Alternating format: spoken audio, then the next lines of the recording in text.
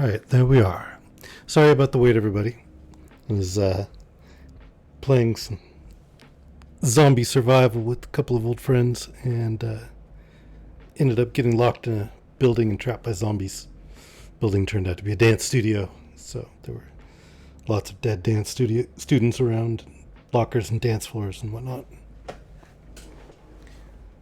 Tried to get out all the doors, and they all had steel shutters in front of them, and so it took me a minute. That's why I was late. I hope you guys can understand. I figure most of you are probably gamers like me, so it ought to be somewhat excusable, right? Don't excuses me, Vela. I can pick on you too. When are you starting your first stream? By the way, for anybody watching, Vela is going to be starting to do a cooking stream soon. So, of course, we're going to raid her every time.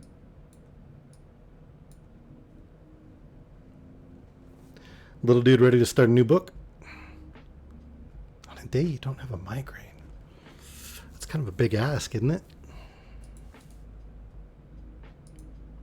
Maybe the doctors can, figure out something to help.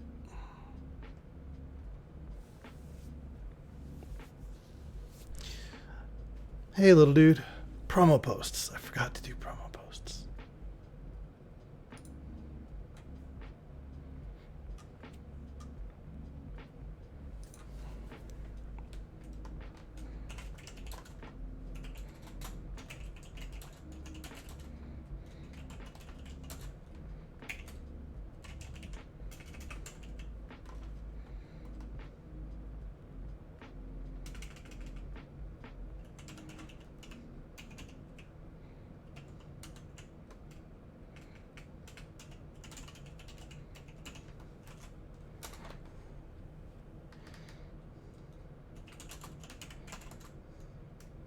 Well, that's good that they're helping. I'm glad. All right, so we're going to be starting Dr. Jekyll and Mr. Hyde today.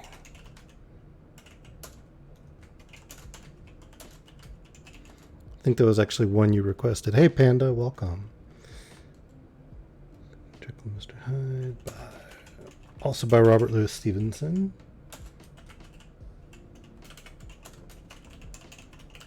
I'm going to laugh if he takes the last page to plug his next book like he did with Kidnapped. It was actually kind of funny.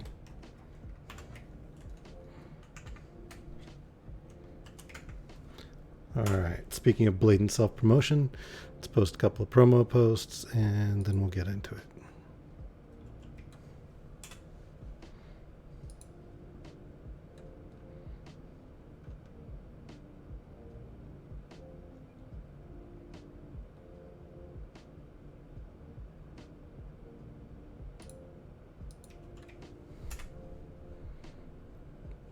It did.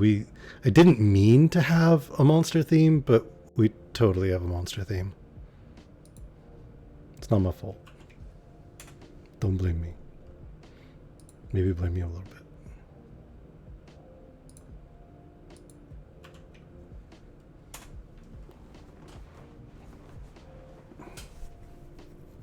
But yeah, that does fit very much with it. This time I remember to update the title and the cover art.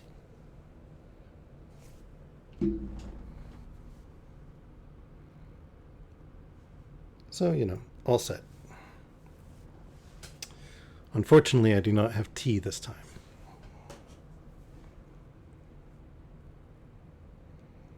Let's see if I can send out a cry for help.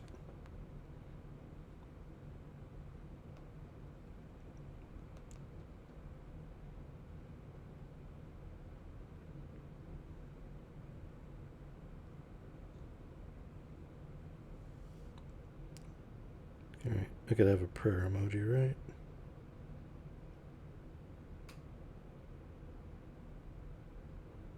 Nope, not policeman.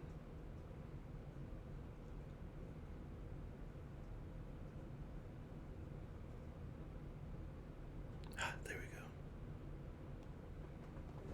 Perfect. Yes, I know, blasphemy. I was late. There were zombies and no tea. I am a failure. I have failed my audience here.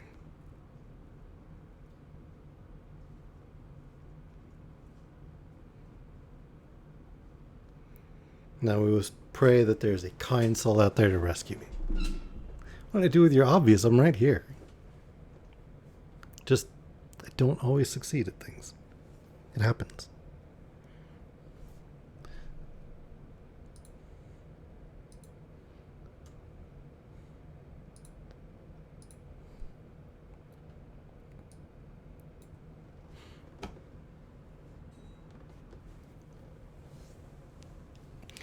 I believe that some kind soul is going to rescue me and make me some tea. So, yes, tea. All right.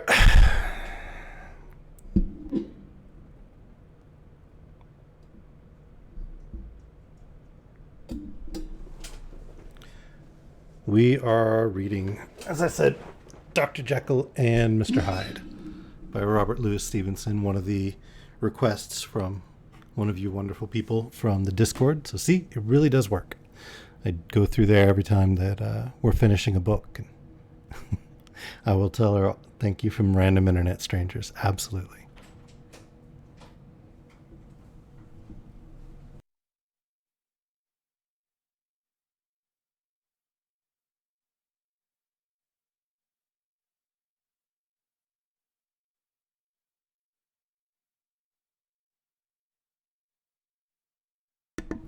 Random internet strangers have been given a thumbs up and a smile. So, story of the door. Mr. Utterson, the lawyer, was a man of a rugged countenance that was never lighted by a smile. Cold, scanty and embarrassed in discourse, backward in sentiment, lean, long, dusty, dreary, and yet somehow lovable. At friendly meetings, and when the wine was to his taste, something eminently human beckoned from his eye, or beaconed from his eye, something indeed which never found its way into his talk, but which spoke not only in these silent symbols of the after-dinner face, but more often and loudly in the acts of his life. He was austere with himself, drank gin when he was alone, to mortify a taste for vintages. And though he enjoyed the theatre, had not crossed the doors of one for 20 years, but he had an approved tolerance for others, sometimes wondering, almost with envy, at the high pressure of spirits involved in their misdeeds, and, in any extremity, inclined to help rather than to reprove. I incline to Cain's heresy, he used to say quaintly. I let my brother go to the devil in his own way. In this character, it was frequently his fortune to be the last reputable acquaintance, and the last good influence in the lives of down-going men. And to such as these, so long as they came about his chambers, he never marked a shade of change in his demeanor. No doubt the feat was easy to Mr. Utterson, for he was undemonstrative at the best, and even his friendship seemed to be founded in a similar catholicity of good nature. It is the mark of a modest man to accept his friendly circle ready-made from the hands of opportunity, and that was the lawyer's way. His friends were those of his own blood, or those whom he had known the longest. His affections, like ivy, were the growth of time. They implied no aptness in the object. Hence, no doubt the bond that united him to Mr. Richard Enfield, his distant kinsman, the well-known man about town. It was a nut to crack for many, what these two could see in each other, or what subject they could find in common. It was reported by those who encountered them in their Sunday walks that they said nothing, looked singularly dull, and would hail with obvious relief the appearance of a friend. For all that, the two men put the greatest store by these excursions, counted them the chief jewel of each week, and not only set aside occasions of pleasure, but even resisted the calls of business that they might enjoy them uninterrupted. It chanced on one of these rambles that their way led them down a by-street in a busy quarter of London. The street was small and what is called quiet, but it drove a thriving trade on the weekdays. The inhabitants were all doing well, it seemed, and all emulously hoping to do better still, and laying out the surplus of their grains and coquetry, so that the shop front stood along that thoroughfare with an air of invitation, like rows of smiling saleswomen. Even on Sunday, when it veiled its more florid charms, and lay comparatively empty of passage, the street shone out in contrast to its dingy neighborhood, like a fire in a forest, and with its freshly painted shutters, well-polished brasses, and general cleanliness and gaiety of note, instantly caught and pleased the eye of the passenger. 2 doors from one corner, on the left hand going east the line, was broken by the entry of a court, and just at that point, a certain sinister block of building thrust forward its gable on the street. It was 2 stories high, showed no window, nothing but a door on the lower story, and a blind forehead of discolored wall on the upper, and bore, in every feature, the marks of prolonged and sordid negligence. The door, which was equipped with neither bell nor knocker, was blistered and distained. Tramps slouched into the recess and struck matches on the panels. Children kept shop upon the street, on the steps. The schoolboy had tried his knife on the moldings, and for close on a generation, no one had appeared to drive away these random visitors or to repair their ravages. Mr. Enfield and the lawyer were on the other side of the by-street, but when they came abreast of the entry, the former lifted up his cane and pointed. Gonna swap my channels so no surprise interruptions? Oh, and the Discord. Right. Thank you.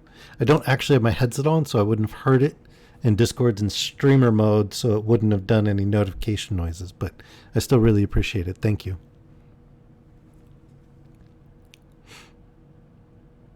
Did you ever remark that door? He asked, and when his companion had replied in the affirmative. It is connected in my mind, added he, with a very odd story. Indeed, said Mr. Utterson, with a slight change of voice. And what was that? Well, it was this way, returned Mr. Enfield. I was coming home from some place at the end of the world, about 3 o'clock of a black winter morning, and my way lay through a part of town where there was literally nothing to be seen but lamps. Street after street, and all the folks asleep. Street after street, all lighted up as if for a procession, and all as empty as a church. Till at last I got into that state of mind when a man listens and begins to long for the sight of a policeman. All at once I saw 2 figures, one a little man who was stumping along eastward at a good walk, and the other a girl of maybe 8 or 10 who was running as hard as she was able down a cross street. Well, sir, the 2 ran into one another naturally enough at the corner, and then came the horrible part of the thing, for the man trampled calmly over the child's body and left her screaming on the ground. It sounds nothing to hear, but it was hellish to see. It wasn't like a man. It was like some damned juggernaut. I gave a few hello, took to my heels, collared the gentleman, and brought him back to where there was already quite a group about the screaming child. He was perfectly cool and made no resistance, but gave me one look, so ugly that it brought out the sweat on me like running. The people who had turned out were the girl's own family, and pretty soon the doctor, for whom she had been sent, put in his appearance. Well, the child was not much the worst, more frightened according to the sawbones, and there you might have supposed would be an end of it. But there was one curious circumstance. I had taken a loathing to my gentleman at first sight. So had the child's family, which was only natural. But the doctor's case was what struck me. He was the usual cut-and-dry apothecary, of no particular age and color, with a strong Edinburgh accent, and about as emotional as a bagpipe. Well, sir, he was like the rest of us. Every time he looked at my prisoner, I saw that Sawbones turn sick and white with the desire to kill him. I knew what was in his mind, just as he knew what was in mine, and killing being out of the question, we did the next best. We told the man we could and would make such a scandal out of this as should make his name stink from one end of London to the other. If he had any friends or any credit, we undertook that he should lose them. And all the time, as we were pitching it in red hot, we were keeping the women off him as best we could, for they were as wild as harpies. I never saw a circle of such hateful faces, and there was a man in the middle, with a kind of black sneering coolness. Frightened, too, I could see that, but carrying it off, sir, really like Satan. If you choose to make capital out of this accident, said he, I am naturally helpless. No gentleman but wishes to avoid a scene, says he. Name your figure. Well, we screwed him up to £100 for the child's family. He would have clearly liked to stick out, but there was something about the lot of us that meant mischief, and at last he struck. The next thing was to get the money, and where do you think he carried us but to that place with the door? whipped out a key, went in, and presently came back with the matter of 10 pounds in gold and a check for the balance on Coots, drawn payable to bearer and signed with a name that I can't mention, though it's one of the points of my story. But it was a name at least very well known and often printed. The figure was stiff, but the signature was good for more than that if only it was genuine. I took the liberty of pointing out to my gentleman that the whole business looked apocryphal, and that a man does not, in real life, walk into a cellar door at 4 a.m. and come out with another man's check for close upon 100 pounds. But he was quite easy and sneering. "Set your mind at rest," says he. "I will stay with you till the banks open and cash the check myself." So we all set off, the doctor and the child's father, and our friend and myself, and passed the rest of the night in my chambers, and next day when we had breakfasted, went in a body to the bank. I gave in the check myself, and said I had every reason to believe it was a forgery. Not a bit of it. The check was genuine. "Tut, tut," said Mr. Utterson. "I see you feel as I do," said Mr. Enfield. "Yes, it's a bad story, for my man was a fellow that nobody could have to do with, a really damnable man, and the person that drew the check is the very pink of the proprieties, celebrated, too, and what makes it worse, one of your fellows who do what they call good. Blackmail, I suppose. An honest man paying through the nose for some of the capers of his youth. Blackmail House is what I call the place, with the door in consequence, though even that, you know, is far from explaining all." He added, and with the words fell into a vein of musing. From this he was recalled by Mr. Utterson, asking rather suddenly, "And you don't know if the drawer of the check lives there?" "A likely place, isn't it?" returned Mr. Enfield. "But I happen to have noticed his address. He lives in some square or other." "And you never asked about the place? The place with the door," said Mr. Utterson. "No, sir. I had a delicacy," was the reply. "I feel very strongly about putting questions. It partakes too much of the style of the day of judgment. You start a question, and it's like starting a stone. You sit quietly on the top of the hill, and away the stone goes, starting others, and presently some bland old bird, the last you would have thought of, is knocked on the head in his own back garden, and the family have to change their name. No, sir, I make it a rule of mine. The more it looks like Queer Street, the less I ask." "A very good rule, too," said the lawyer. "But I have studied the place for myself," continued Mr. Enfield. "It seems scarcely a house. There is no other door, and nobody goes in or out of that one but, once in a great while, the gentleman of my adventure. There are 3 windows looking on the court from the first floor, none below. The windows are always shut, but they're clean, and then there is a chimney which is generally smoking, so somebody must live there. And yet it's not so sure, for the buildings are so packed together about the court that it's hard to say where one ends and another begins." The pair walked on again for a while in silence, and then, "Enfield," said Mr. Utterson, "that's a good rule of yours." "Yes, I think it is," returned Enfield. "But for all that," continued the lawyer, "there's one point I want to ask. I want to ask the name of that man who walked over the child." "Well," said Mr. Enfield, "I can't see what harm it would do. It was a man of the name of Hyde." Said Mr. Utterson. "What sort of man is he to see?" "He is not easy to describe. There is something wrong with his appearance, something displeasing, something downright detestable. I never saw a man I so disliked, and yet I scarce know why.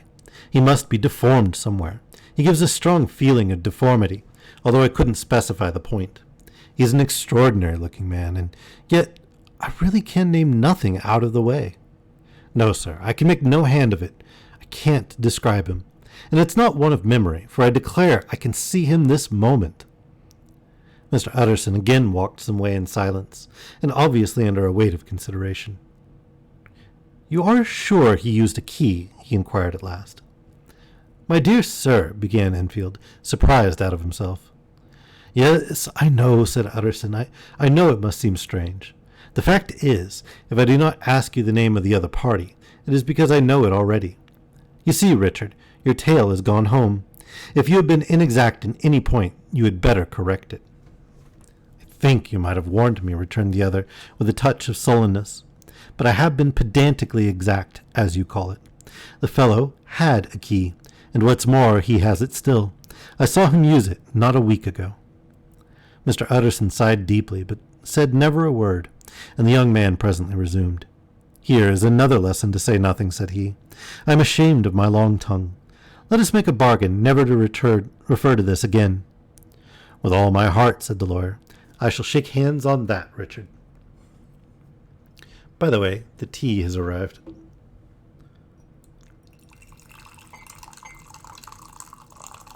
Ow. Pot might be a little hot. Ow. Okay.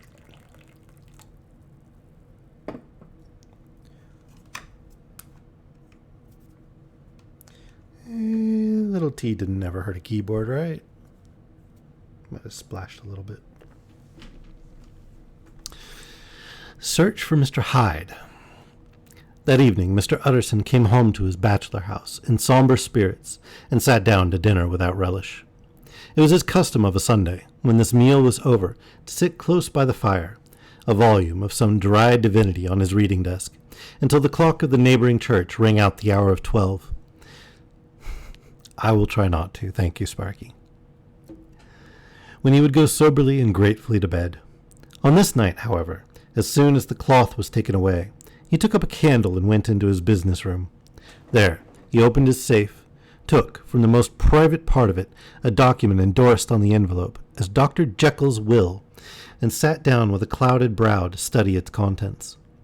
The will was holograph, for Mr. Utterson, though he took charge of it now that it was made, had refused to lend the least assistance in the making of it.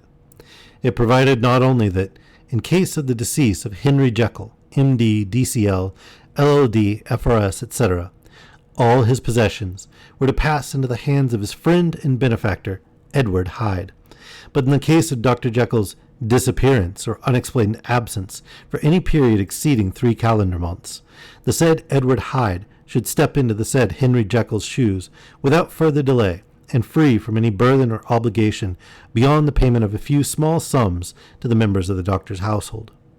This document had long been the lawyer's eyesore. It offended him, both as a lawyer and as a lover of the sane and customary sides of life, to whom the fanciful was the immodest. And hitherto it was his ignorance of Mr. Hyde that had swelled his indignation. Now, by a sudden turn, it was his knowledge. It was already bad enough when the name was but a name of which he could learn no more. It was worse when it began to be clothed upon with detestable attributes, and out of the shifting, insubstantial mists that had so long baffled his eyes, there leaped up the sudden, definite presentiment of a fiend. "I thought it was madness," he said, as he replaced the obnoxious paper in the safe. "And now I begin to fear it is disgrace." With that, he blew out his candle, put on a greatcoat, and set forth in the direction of Cavendish Square, that citadel of medicine, where his friend, the great Dr. Lanyon, had his house, and received his crowding patients. If anyone knows, it will be Lanyon, he thought. The solemn butler knew and welcomed him. He was subjected to no stage of delay, but ushered direct from the door to the dining room, where Dr. Lanyon sat alone over his wine. This was a hearty, healthy, dapper, red-faced gentleman, with a shock of hair prematurely white, and a boisterous and decided manner. At sight of Mr. Utterson, he sprang up from his chair and welcomed him with both hands. The geniality, as was the way of the man, was somewhat theatrical to the eye, but it reposed on genuine feelings. For these two were old friends, old mates both at school and college, both thorough respecters of themselves and of each other, and what does not always follow, men who thoroughly enjoyed each other's company. After a little rambling talk, the lawyer led up to the subject which so disagreeably preoccupied his mind. "I suppose, Lanyon," said he, "you and I must be the 2 oldest friends that Henry Jekyll has." "I wish the friends were younger," chuckled Dr. Lanyon, "but I suppose we are, and what of it? I see little of him now." "Indeed," said Utterson, "I thought you had a bond of common interest." "We had," was the reply, "but it is more than 10 years since Henry Jekyll became too fanciful for me. He began to go wrong in mind, and though of course I continue to take an interest in him for old sake's sake, as they say, I see and have seen devilish little of the man. Such unscientific balderdash," added the doctor, flushing suddenly purple, "would have estranged Damon and Pythias." This little spirit of temper was somewhat of a relief to Mr. Utterson. They have only differed on some point of science, he thought, and being a man of no scientific passions, except in the manner of conveyancing, he even added that it is nothing worse than that. He gave his friend a few seconds to recover his composure, and then approached the question he had come to put. "Did you ever come across a protege of his? One Hyde?" he asked. "Hyde?" repeated Lanyon. "No, never heard of him, since my time." That was the amount of information that the lawyer carried back with him to the great dark bed on which he tossed to and fro, until the small hours of the morning began to grow large. It was a night of little ease to his toiling mind, toiling in mere darkness and besieged by questions. 6 o'clock struck on the bells of the church that was so conveniently near to Mr. Utterson's dwelling, and still he was digging at the problem. Hitherto it had touched him on the intellectual side alone, but now his imagination also was engaged, or rather enslaved, and as he lay and tossed in the gross darkness of the night and the curtained room, Mr. Enfield's tale went by before his mind in a scroll of lighted pictures. He would be aware of the great field of lamps of a nocturnal city, then of the figure of a man walking swiftly, then of a child running from the doctor's, and then these met, and that human juggernaut trod the child down and passed on regardless of her screams. Or else he would see a room in a rich house where his friend lay asleep, dreaming and smiling at his dreams, and then the door of that room would be opened, the curtains of the bed plucked apart, the sleeper recalled, and lo, there would stand by his side a figure to whom power was given, and even at that dead hour he must rise and do its bidding. The figure in these two phases haunted the lawyer all night, and if at any time he dozed over, it was but to see it glide more stealthily through sleeping houses, or move the more swiftly and still the more swiftly, even to dizziness, through wider labyrinths of lamp-lighted city, and at every street corner crush a child and leave her screaming. And still the figure had no face by which he might know it. Even in his dreams it had no face, or one that baffled him and melted before his eyes. And thus it was that there sprang up and grew apace in the lawyer's mind a singularly strong, almost an inordinate, curiosity to behold the features of the real Mr. Hyde. If he could but once set eyes on him, he thought the mystery would lighten, and perhaps roll altogether away, as was the habit of mysterious things when well examined. He might see a reason for his friend's strange preference, or bondage, call it which you please, and even for the startling clause of the will. At least it would be a face worth seeing, the face of a man who was without bowels of mercy, a face which had but to show itself to raise up, in the mind of the unimpressionable Enfield, a spirit of enduring hatred.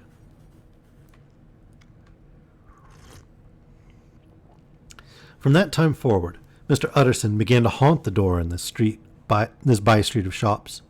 In the morning before office hours, at noon when business was plenty and time scarce, at night under the face of the fogged city moon, by all lights and at all hours of solitude or concourse, the lawyer was to be found on his chosen post. If he be Mr. Hyde, he had thought, I shall be Mr. Seek. And at last his patience was rewarded. It was a fine, dry night, frost in the air, the streets as clean as a ballroom floor, the lamps unshaken by any wind, drawing a regular pattern of light and shadow. By 10 o'clock, when the shops were closed, the by-street was very solitary and, in spite of the low growl of London from all around, very silent. Small sounds carried far. Domestic sounds out of the houses were clearly audible on either side of the roadway, and the rumor of the approach of any passenger preceded him by a long time. Mr. Utterson had been some minutes at his post, when he was aware of an odd, light footstep drawing near. In the course of his nightly patrols, he had long grown accustomed to the quaint effect with which the footfalls of a single person, while he is still a great way off, suddenly spring out distinct from the vast hum and clatter of the city.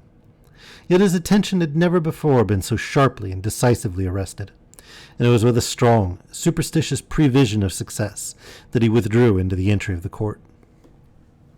The steps drew swiftly nearer, and swelled out suddenly louder as they turned the end of the street. The lawyer, looking forth from the entry, could soon see what manner of man he had to deal with. He was small and very plainly dressed, and the look of him, even at that distance, went somehow strongly against the watcher's inclination. But he made straight for the door, crossing the roadway to save time, and as he came, he drew a key from his pocket like one approaching home. Mr. Utterson stepped out and touched him on the shoulder as he passed. "Mr. Hyde, I think." Mr. Hyde shrank back with a hissing intake of breath, but his fear was only momentary, and though he did not look the lawyer in the face, he answered coolly enough. "That is my name. What do you want?" "I see you are going in," returned the lawyer. "I am an old friend of Dr. Jekyll's, Mr. Utterson of Gaunt Street. You must have heard of my name, and meeting you so conveniently, I thought you might admit me." "You will not find Dr. Jekyll. He is from home," replied Mr. Hyde, blowing in the key. And then suddenly, but still without looking up, "How did you know me?" he asked. "On your side," said Mr. Utterson. "Will you do me a favor?" "With pleasure," replied the other. "What shall it be?" "Will you let me see your face?" asked the lawyer. Mr. Hyde appeared to hesitate, and then, as if upon some sudden reflection, fronted about with an air of defiance, and the pair stared at each other pretty fixedly for a few seconds. "Now I shall know you again," said Mr. Utterson. "It may be useful." "Yes," replied Mr. Hyde. "It is as well we met, and apropos you should have my address." And he gave a number of a street in Soho. Good God, thought Mr. Utterson. Can he, too, have been thinking of the will? But he kept his feelings to himself, and only grunted in acknowledgment of the address. "And now," said the other, "how did you know me?" "By description," was the reply. "Whose description?" "We have common friends," said Mr. Utterson. "Common friends?" echoed Mr. Hyde, a little hoarsely. "Who are they?" "Jekyll, for instance," said the lawyer. "He never told you," cried Mr. Hyde, with a flush of anger. "I did not think you would have lied." "Come," said Mr. Utterson, "that is not fitting language." The other snarled aloud into a savage laugh, and the next moment, with extraordinary quickness, he had unlocked the door and disappeared into the house. The lawyer stood a while when Mr. Hyde had left him, the picture of disquietude. Then he began slowly to mount the street, pausing every step or two and putting his hand to his brow like a man in mental perplexity. The problem he was thus debating as he walked was one of a class that is rarely solved. Mr. Hyde was pale and dwarfish. He gave an impression of deformity without any nameable malformation. He had a displeasing smile. He had borne himself to the lawyer with a sort of murderous mixture of timidity and boldness, and he spoke with a husky, whispering, and somewhat broken voice. All these were points against him, but not all of these together could explain the hitherto unknown disgust, loathing, and fear with which Mr. Utterson regarded him. "There must be something else," said the perplexed gentleman. "There is something more, if I could find a name for it. God bless me, but the man seems hardly human. Something troglodytic, shall we say? Or can it be the old story of Dr. Fell? Or is it the mere radiance of a foul soul that thus transpires through and transfigures its clay continent? The last, I think, for, oh, my poor old Harry Jekyll, if ever I read Satan's signature upon a face, it is on that of your new friend."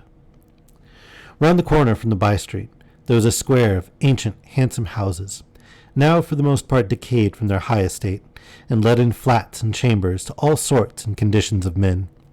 Map engravers, architects, shady lawyers, and the agents of obscure enterprises. One house, however, second from the corner, was still occupied entire, and at the door of this, which wore a great air of wealth and comfort, though it was now plunged in darkness except for the fanlight, Mr. Utterson stopped and knocked. A well-dressed, elderly servant opened the door. "Is Dr. Jekyll at home, Poole?" asked the lawyer. "I will see Mr. Utterson," said Poole, admitting the visitor, as he spoke, into a large, low-roofed, comfortable hall, paved with flags, warmed, after the fashion of a country house, by a bright open fire, and furnished with costly cabinets of oak. "Will you wait here by the fire, sir, or shall I give you a light in the dining-room?" "Here, thank you," said the lawyer, and he drew near and leaned on the tall fender. This hall, in which he was now left alone, was a pet fancy of his friend the doctor's, and Utterson himself was wont to speak of it as the pleasantest room in London. But tonight there was a shudder in his blood, The face of Hyde sat heavy on his memory. He felt what was rare with him, a nausea and distaste of life, and in the gloom of his spirits he seemed to read a menace in the flickering of the firelight on the polished cabinets and the uneasy starting of the shadow on the roof. He was ashamed of his relief when Poole presently returned to announce that Dr. Jekyll had gone out. "I saw Mr. Hyde go in by the old dissecting room, Poole," he said. "Is that right, when Dr. Jekyll is from home?" "Quite right, Mr. Utterson, sir," replied the servant. "Mr. Hyde has a key." "Your master seems to repose a great deal of trust in that young man, Poole," resumed the other musingly. "Yes, sir, he does indeed," said Poole. "We have all orders to obey him." "I do not think I ever met Mr. Hyde," asked Utterson. "Oh, dear no, sir. He never dines here," replied the butler. "Indeed, we see very little of him on this side of the house. He mostly comes and goes by the laboratory." "Well, good night, Poole." "Good night, Mr. Utterson." And the lawyer set out homeward with a very heavy heart. "Poor Harry Jekyll," he thought. "My mind misgives he is in deep waters. He was wild when he was young, a long while ago to be sure, but in the law of God there is no statute of limitations. Aye, it must be that, the ghost of some old sin, the cancer of some concealed disgrace, punishment coming, pede claudo, years after memory is forgotten, and self-love condone the fault." And the lawyer, scared by the thought, brooded a while on his own past, groping in all the corners of memory, lest by chance some jack-in-the-box of an old iniquity should leap to light there. His past was fairly blameless. Few men could read the rolls of their life with less apprehension. Yet he was humbled to the dust by the many ill things he had done, and raised up again into a sober and fearful gratitude by the many he had come so near to doing, yet avoided. And then, by a return on his former subject, he conceived a spark of hope. This Master Hyde, if he were studied, thought he, must have secrets of his own, black secrets, by the look of him, secrets compared to which poor Jekyll's worst would be like sunshine. Things cannot continue as they are. It turns me cold to think of this creature stealing like a thief to Harry's bedside. Poor Harry! What awakening! And the danger of it, for if this Hyde suspects the existence of the will, he may grow impatient to inherit. Aye, I must put my shoulders to the wheel, if Jekyll will but let me. He added, if Jekyll will only let me. For once more he saw before his mind's eye, as clear as transparency, the strange clauses of the will.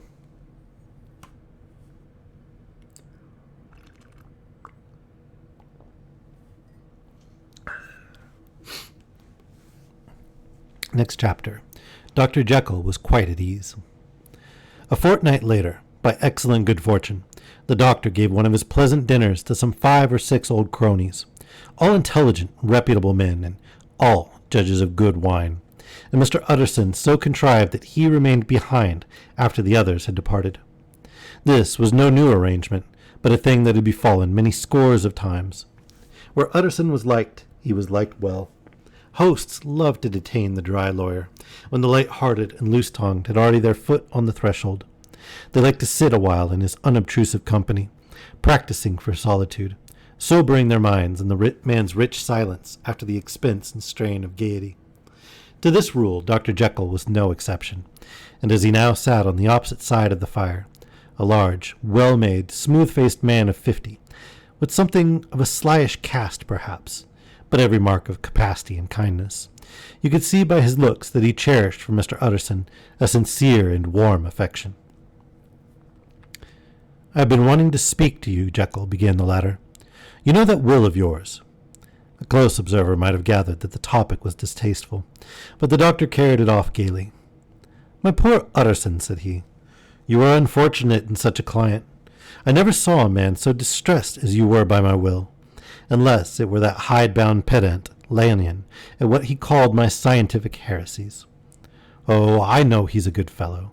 You needn't frown, an excellent fellow, and I always mean to see more of him. But a hide-bound pedant for all that, an ignorant, blatant pedant. I was never more disappointed in any man than Lanyon." "You know I never approved of it," pursued Utterson, ruthlessly disregarding the fresh topic. "My will? Yes, certainly, I know that," said the doctor, a trifle sharply. You have told me so. Well, I tell you so again, continued the lawyer. I have been learning something of young Hyde. The large, handsome face of Dr. Jekyll grew pale to the very lips, and there came a blackness about his eyes. I do not care to hear more, said he. This is a matter I thought we had agreed to drop. What I heard was abominable, said Utterson. It can make no change. You do not understand my position, returned the doctor, with a certain incoherency of manner. I am painfully situated, Utterson. My position is a very strange one. It is one of those affairs that cannot be mended by talking. Jekyll, said Utterson, you know me. I am a man to be trusted. Make a clean breast of this in confidence, and I make no doubt I can get you out of it. My dear Utterson, said the doctor, this is very good of you. This is downright good of you, and I cannot find words to thank you in. I believe you fully. I would trust you before any man alive, aye, before myself, if I could make the choice. But indeed, it isn't what you fancy. It is not as bad as that. And just to put your good heart at rest, I will tell you one thing. The moment I choose, I can be rid of Mr. Hyde. I give you my hand upon that, and I thank you again and again. And I will just add one little word, Utterson, that I'm sure you'll take in good part. This is a private matter, and I beg of you to let it sleep. Utterson reflected a little, looking in the fire. I have no doubt you are perfectly right, he said at last, getting to his feet.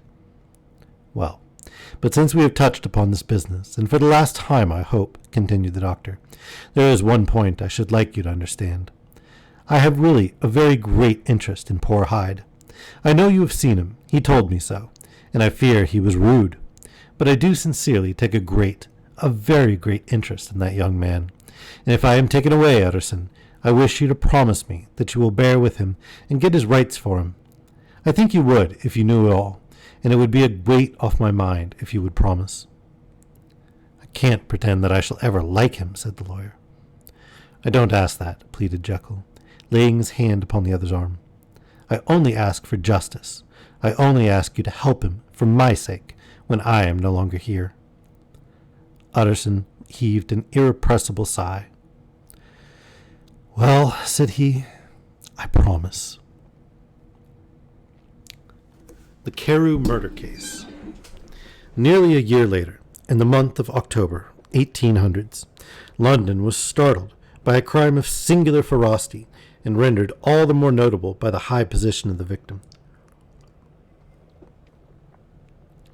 The details were few and startling. A maidservant, living alone in a house not far from the river, had gone upstairs to bed about 11. Although a fog rolled over the city in the small hours, the early part of the night was cloudless, and the lane, which the maid's window overlooked, was brilliantly lit by the full moon. It seems she was romantically given, for she sat down upon her box, which stood immediately under the window, and fell into a dream of musing. Never, she used to say, with steaming tears, when she narrated that experience, never had she felt more at peace with all men or thought more kindly of the world. And as she so sat, she became aware of an aged, beautiful gentleman with white hair, drawing near along the lane, and advancing to meet him, another and very small gentleman, to whom at first she paid little attention. When they had come within speech, which was just under the maid's eyes, the older man bowed and accosted the other with a very pretty manner of politeness. It did not seem as if the subject of his address were of great importance. Indeed, from his pointing, it sometimes appeared as if he were only inquiring the way. But the moon shone on his face as he spoke, and the girl was pleased to watch it. It seemed to breathe such an innocent and old-world kindness of disposition, yet with something high, too, as of a well-founded self-content. Presently her eye wandered to the other, and she was surprised to recognize in him a certain Mr. Hyde, who had once visited her master, and for whom she had conceived a dislike. He had in his hand a heavy cane, with which he was trifling, but he answered never a word, and seemed to listen with an ill-contained impatience. And then, all of a sudden, he broke out in a great flame of anger, stamping with his foot, brandishing the cane, and carrying on, as the maid described it, like a madman. The old gentleman took a step back, with the air of one very much surprised, and a trifle hurt, and at that Mr. Hyde broke out of all bounds and clubbed him to the earth. And next moment, with ape-like fury, he was trampling his victim underfoot and hauling down a storm of blows, under which the bones were audibly shattered and the body jumped upon the roadway. At the horror of these sights and sounds, the maid fainted. It was 2:00 when she came to herself and called for the police. The murderer was gone long ago, but there lay his victim in the middle of the lane, incredibly mangled. The stick with which the deed had been done, although it was of some rare and very tough and heavy wood, had broken in the middle under the stress of this insensate cruelty, and one splintered half had rolled in the neighboring gutter. The other, without doubt, had been carried away by the murderer. A purse and gold watch were found upon the victim, but no cards or papers, except a sealed and stamped envelope, which he had been probably carrying to the post, and which bore the name and address of Mr. Utterson.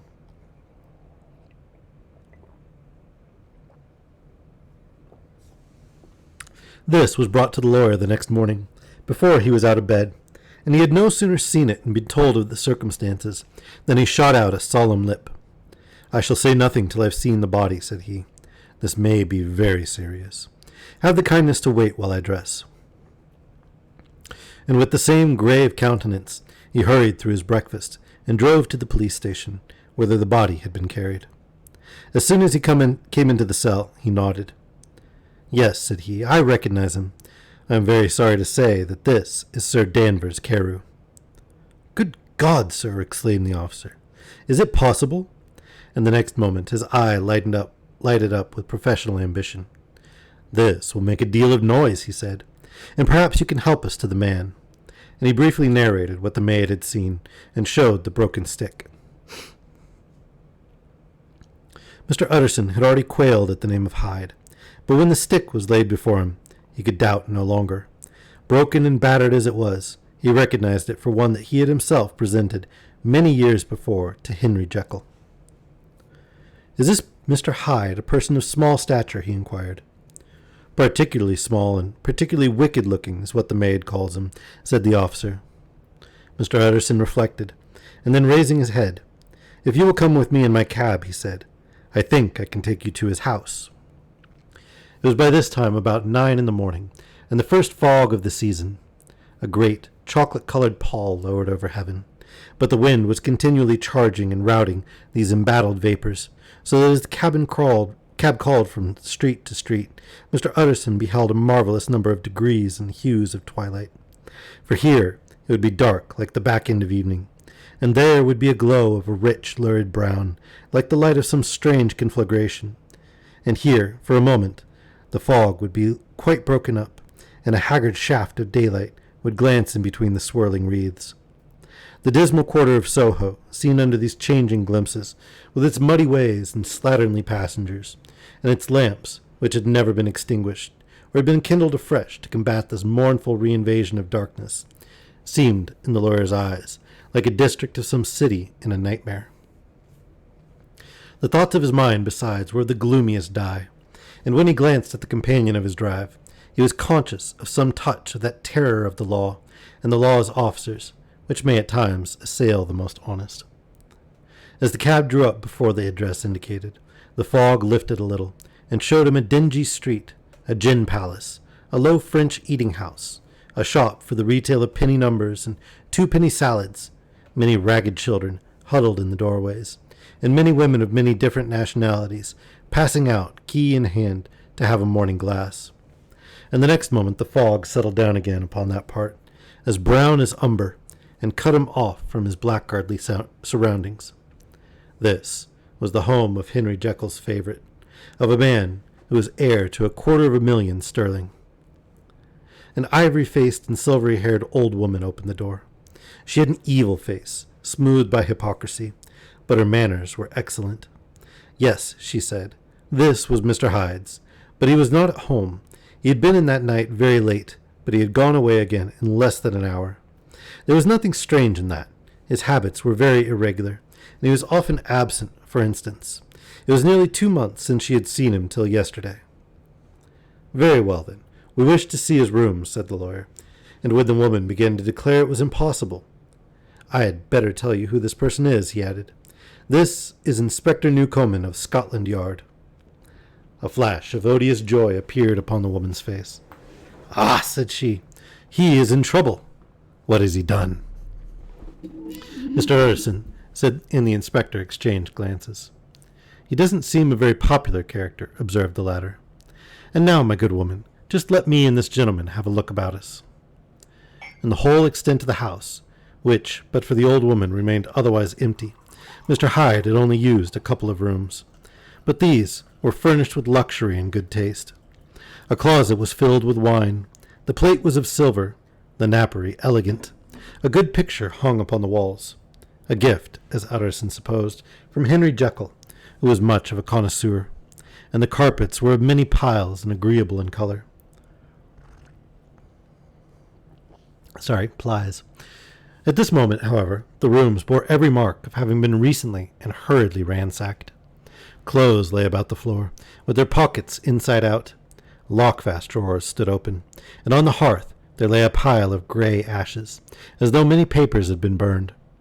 From these embers the inspector disinterred the butt end of a green cheque-book, which had registered the action of the fire. The other half of the stick was found behind the door, and as this clinched his suspicions, the officer declared himself delighted. A visit to the bank, where several £1,000s were found to be lying to the murderer's credit, completed his gratification. You may depend upon it, sir, he told Mr. Utterson. I have him in my hand. He must have lost his head, or he never would have left the stick, or above all, burned the cheque-book. Why, money's life to the man. We have nothing to do but wait for him at the bank, and get out the handbills. This last, however, was not so easy of accomplishment, for Mr. Hyde had numbered few familiars. Even the master of the servant maid had only seen him twice. His family could nowhere be traced.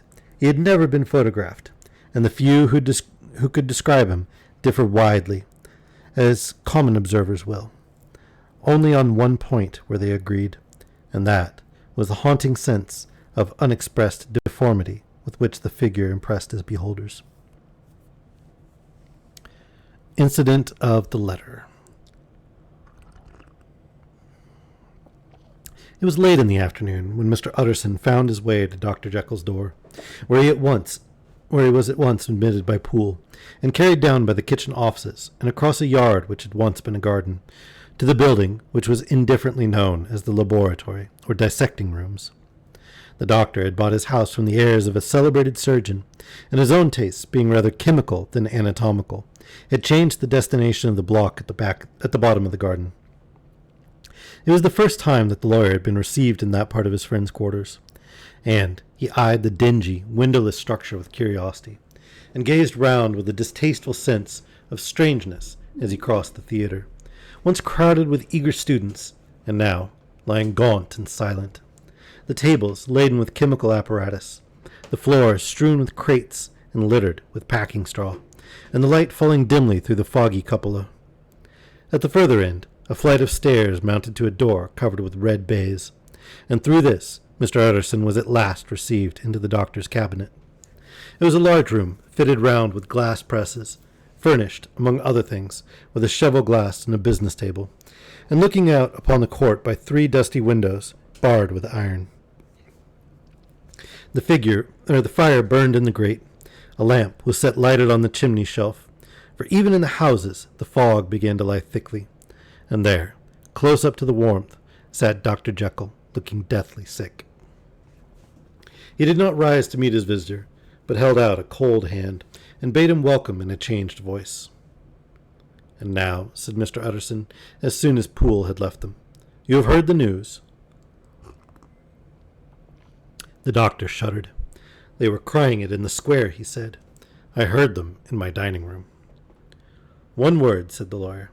"Carew was my client, but so are you, and I want to know what I am doing. You have not been mad enough to hide this fellow." "Utterson, I swear to God," cried the doctor, "I swear to God I will never set eyes on him again.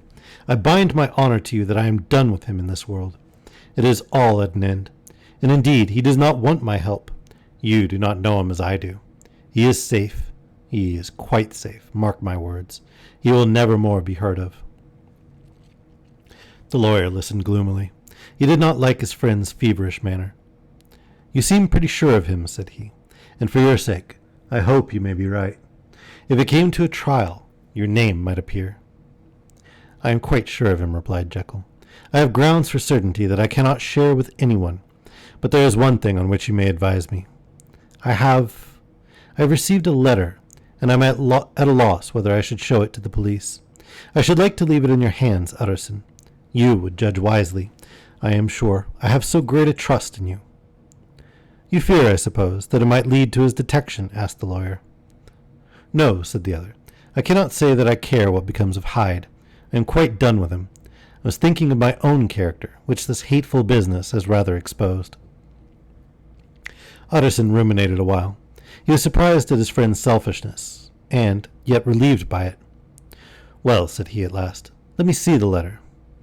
The letter was written in an odd, upright hand, and signed Edward Hyde, and it signified, briefly enough, that the writer's benefactor, Dr. Jekyll, whom he had long so unworthily repaid for 1,000 generosities, need labor under no alarm for his safety, as he had means of escape on which he placed a sure dependence. The lawyer liked this letter well enough. It put a better color on the intimacy that he had looked for, and he blamed himself for some of his past suspicions. "Have you the envelope?" he asked. "I burned it," replied Jekyll, "before I thought what I was about. But it bore no postmark. The note was handed in." "Shall I keep this and sleep upon it?" asked Utterson. "I wish you to judge for me entirely," was the reply. "I have lost confidence in myself." "Well, I shall consider," returned the lawyer. "And now one word more. It was Hyde who dictated the terms in your will about that disappearance?" The doctor seemed seized with a qualm of faintness. He shut his mouth tight and nodded. "I knew it," said Utterson. "He meant to murder you. You had a fine escape." "I have had what is far more to the purpose," returned the doctor solemnly. "I have had a lesson. Oh God, Utterson, what a lesson I have had!" And he covered his face for a moment with his hands. On his way out, the lawyer stopped and had a word or two with Poole. "By the by," said he, "there was a letter handed in today. What was the messenger like?" But Poole was positive nothing had come except by post, and only circulars by that, he added. This news sent off the visitor with his fears renewed. Plainly the letter had come by the laboratory door. Possibly indeed it had been written in the cabinet, and if that were so, it must be differently judged and handled with the more caution. The newsboys, as he went, were crying themselves hoarse along the footways. "Special edition! Shocking murder of an MP!" That was the funeral oration of one friend and client, and he could not help a certain apprehension lest the good name of another should be sucked down in the eddy of that scandal. It was, at least, a ticklish decision that he had to make, and self-reliant as he was by habit, he began to cherish a longing for advice. It was not to be had directly, but perhaps, he thought, it might be fished for. Presently after, he sat on one side of his own hearth, with Mr. Guest, his head clerk, upon the other, and midway between, at a nicely calculated distance from the fire, a bottle of a particular old wine that had long dwelt unsunned in the foundations of his house. The fog still slept on the wing above the drowned city, where the lamps glimmered like carbuncles, and through the muffle and smother of these fallen clouds, the procession of the town's life was still rolling in through the great arteries, with a sound as of a mighty wind. But the room was gay with firelight. In the bottle the acids were long ago resolved. The imperial dye had softened with time, as the color grows richer in stained windows, and the glow of hot autumn afternoons on hillside vineyards was ready to be set free and to disperse the fogs of London. Insensibly the lawyer melted. There was no man from whom he kept fewer secrets than Mr. Guest, and he was not always sure that he kept as many as he meant. Guest had often been on business to the doctor's. He knew Poole. He could scarce have failed to hear of Mr. Hyde's familiarity about the house. He might draw conclusions. Was it not as well, then, that he should see a letter which put that mystery to right? And, above all, since Guest, being a great student and critic of handwriting, would consider the step natural and obliging? The clerk, besides, was a man of counsel. He could scarce read so strange a document without dropping a remark, and by that remark Mr. Utterson might shape his future course.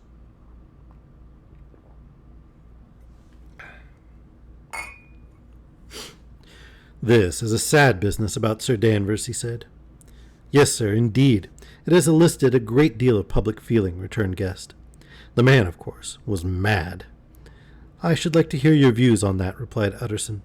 "I have a document here in his handwriting. It is between ourselves, for I scarce know what to do about it. It is an ugly business at the best.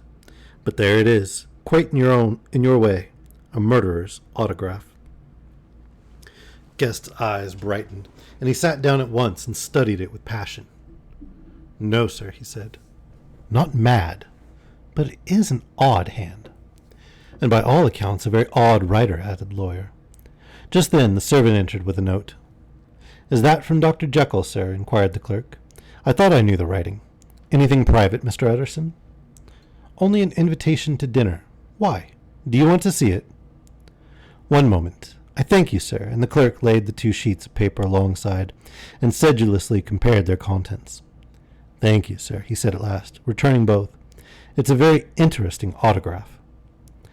There was a pause, during which Mr. Utterson struggled with himself. "Why did you compare them, Guest?" he inquired suddenly. "Well, sir," returned the clerk, "there's a rather singular resemblance. The 2 hands are in many points identical, only differently sloped." "Rather quaint," said Utterson. "It is, as you say, rather quaint," returned Guest. "I wouldn't speak of this note, you know," said the master. "No, sir," said the clerk. "I understand."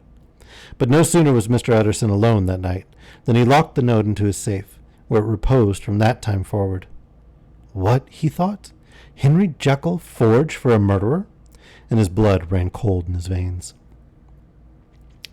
The instant of Dr. Lanyon. Time ran on.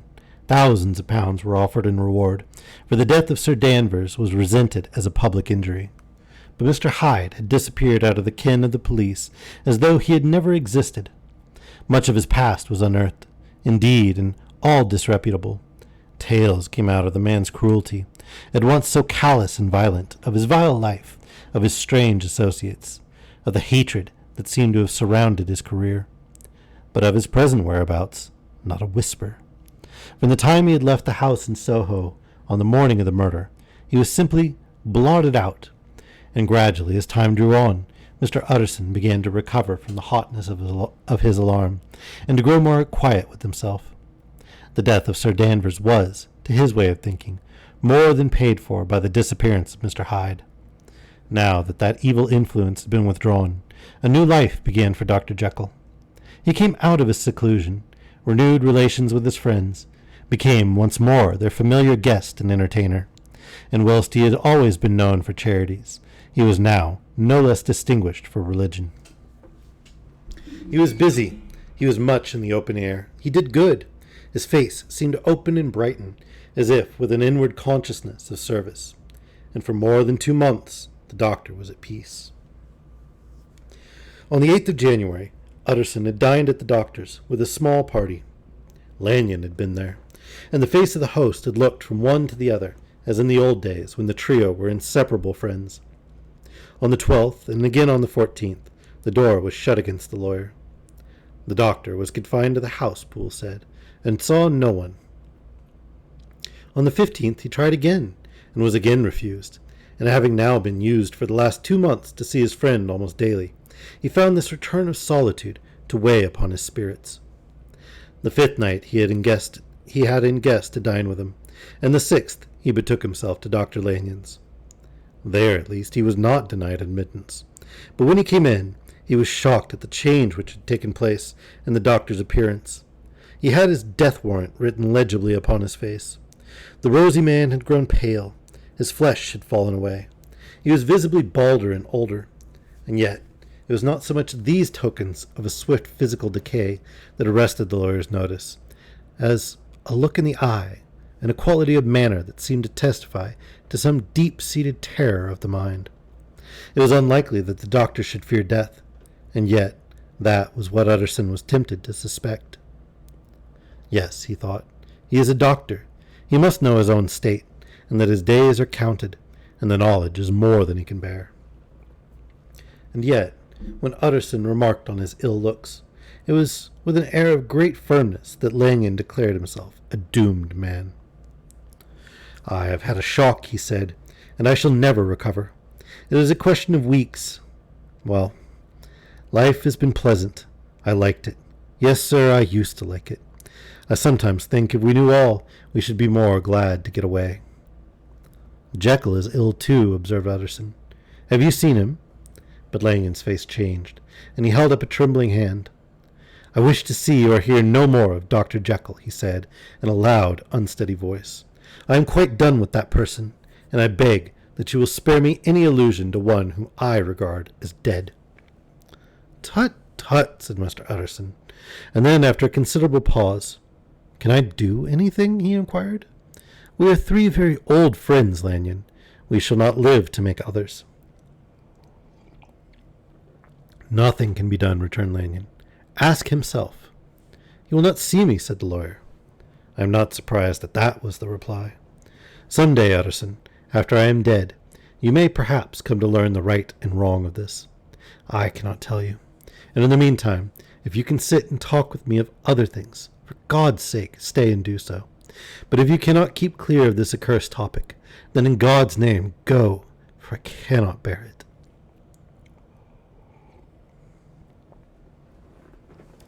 As soon as he got home, Utterson sat down and wrote to Jekyll, complaining of his exclusion from the house, and asking the cause of this unhappy break with Lanyon. And the next day brought him a long answer, often very pathetically worded, and sometimes darkly mysterious in drift. The quarrel with Lanyon was incurable. I do not blame our old friend, Jekyll wrote, but I share his view that we must never meet. I mean from henceforth to lead a life of extreme seclusion. You must not be surprised, nor must you doubt my friendship, if my door is often shut, even to you. You must suffer to me to go my own dark way. I have brought on myself a punishment and a danger that I cannot name. If I am the chief of sinners, I am the chief of sufferers also. I could not think that this earth contained a place for sufferings and terrors so unmanning, and you can do but one thing, Utterson, to lighten this destiny, and that is to respect my silence. Utterson was amazed. The dark influence of Hyde had been withdrawn. The doctor had returned to his old tasks and amities. A week ago, the prospect had smiled with every promise of a cheerful and an honored age. And now, in a moment, friendship and peace of mind and the whole tenor of his life were wrecked. So great and unprepared a change pointed to madness. But in view of Lanyon's manner and words, there must lie for it some deeper ground. A week afterwards, Dr. Lanyon took to his bed, and in something less than a fortnight, he was dead. The night after the funeral, at which he had been sadly affected, Utterson locked the door of his business room, and sitting there, by the light of a melancholy candle, drew out and set before him an envelope addressed by the hand and sealed with the seal of his dead friend. Private. For the hands of G.J. Utterson alone, and in case of his predecease, to be destroyed unread. So it was emphatically superscribed, and the lawyer dreaded to behold the contents. I've buried one friend today, he thought. What if this should cost me another? And then he condemned the fear as disloyalty, and broke the seal. Within there was another enclosure, likewise sealed, and marked upon the cover as not to be opened till the death or disappearance of Dr. Henry Jekyll. Utterson could not trust his eyes. Yes, it was disappearance, here again as in the mad will which he had long ago restored to its author. Here again were the idea of a disappearance, and the name of Henry Jekyll bracketed. But in the will, that idea had sprung from the sinister suggestion of the man Hyde. It was set there with a purpose all too plain and horrible. Written by the hand of Lanyon, what should it mean? A great curiosity came on the trustee, to disregard the prohibition and dive at once to the bottom of these mysteries. But professional honor and faith to his dead friend were stringent obligations, and the packet slept in the inmost corner of his private safe. It is one thing to mortify curiosity, another to conquer it, and it may be doubted if, from that day forward, Utterson desired the society of his surviving friend with the same eagerness. He thought of him kindly, but his thoughts were disquieted and fearful. He went to call indeed, but he was perhaps relieved to be denied admittance. Perhaps, in his heart, he preferred to speak with Poole upon the doorstep, and surrounded by the air and sounds of the open city, rather than to be admitted into that house of voluntary bondage, and to sit and speak with its inscrutable recluse. Poole had, indeed, no very pleasant news to communicate. The doctor, it appeared, now more than ever, confined himself to the cabinet over the laboratory, where he would sometimes even sleep. He was out of spirits. He had grown very silent. He did not read. It seemed as if he had something on his mind. Utterson became so used to the unvarying character of these reports that he fell off little by little in the frequency of his visits. Incident at the window. It chanced on Sunday, when Mr. Utterson was on his usual walk with Mr. Enfield, that their way lay once again through the by-street, and that when they came in front of the door, both stopped to gaze on it. "Well," said Enfield, "that story is at an end, at least. We shall never see more of Mr. Hyde." "I hope not," said Utterson. "Did I ever tell you that I once saw him, and shared in your feeling of repulsion?"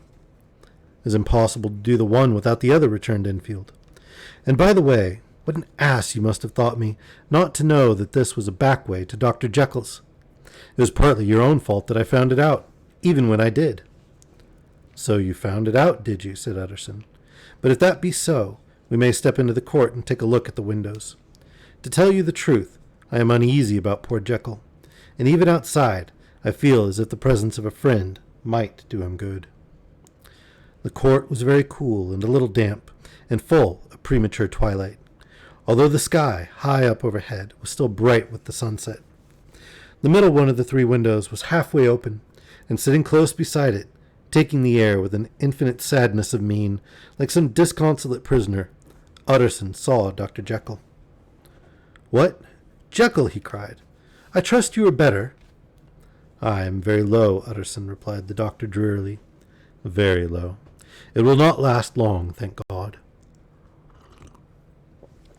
"You stay too much indoors," said the lawyer.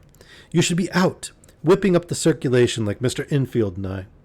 This is my cousin, Mr. Enfield, Dr. Jekyll. Come now, get your hat and take a quick turn with us." "You are very good," sighed the other. "I should like to very much, but no, it is quite impossible. I dare not. But indeed, Utterson, I am very glad to see you. This is really a great pleasure. I would ask you and Mr. Enfield up, but the place is really not fit." "Why then," said the lawyer good-naturedly, "the best thing we can do is stay down here and speak with you from where we are." "That is just what I was about to venture to propose," returned the doctor with a smile. But the words were hardly uttered before the smile was struck out of his face, and succeeded by an expression of such abject terror and despair as froze the very blood of the two gentlemen below. They saw it but for a glimpse, for the window was instantly thrust down, but that glimpse had been sufficient, and they turned and left the court without a word. In silence, too, they traversed the by-street, and it was not until they had come into a neighboring thoroughfare, where even upon a Sunday there were still some stirrings of life, that Mr. Utterson at last turned and looked at his companion. They were both pale, and there was an answering horror in their eyes. "God forgive us, God forgive us," said Mr. Utterson. But Mr. Enfield only nodded his head very seriously, and walked on once more in silence. This is a shorter book than I thought it was. We're actually about halfway through, so we'll probably finish it this weekend. The last night. Mr. Utterson was sitting by his fireside one evening after dinner, when he was surprised to receive a visit from Poole. "Bless me, Poole, what brings you here?" he cried. And then, taking a second look at him, "What ails you?" he added. "Is the doctor ill?" "Mr. Utterson," said the man, "there is something wrong." "Take a seat, and here is a glass of wine for you," said the lawyer. "Now, take your time, and tell me plainly what you want." "You know the doctor's ways, sir," replied Poole, and how he shuts himself up. "Well, he's shut up again in the cabinet, and I don't like it, sir. I wish I may die if I like it. Mr. Utterson, sir, I'm afraid." "Now, my good man," said the lawyer, "be explicit. What are you afraid of?"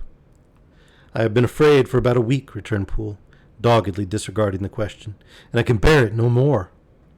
The man's appearance amply bore out his words. His manner was altered for the worse, and except for the moment when he had first announced his terror, he had not once looked the lawyer in the face. Even now, he sat with the glass of wine untasted on his knee, and his eyes directed to a corner of the floor. I can bear it no more, he repeated. Come, said the lawyer. I see you have some good reason, Poole. I see there is something seriously amiss. Try to tell me what it is. I think there's been foul play, said Poole hoarsely. Foul play? Cried the lawyer, a good deal frightened, and rather inclined to be irritated in consequence. What foul play? What does the man mean? I daren't say, sir, was the answer, but will you come along with me and see for yourself? Mr. Utterson's only answer was to rise and get his hat and greatcoat, but he observed with wonder the greatness of the relief that appeared upon the butler's face, and perhaps with no less that the wine was still untasted when he set it down to follow.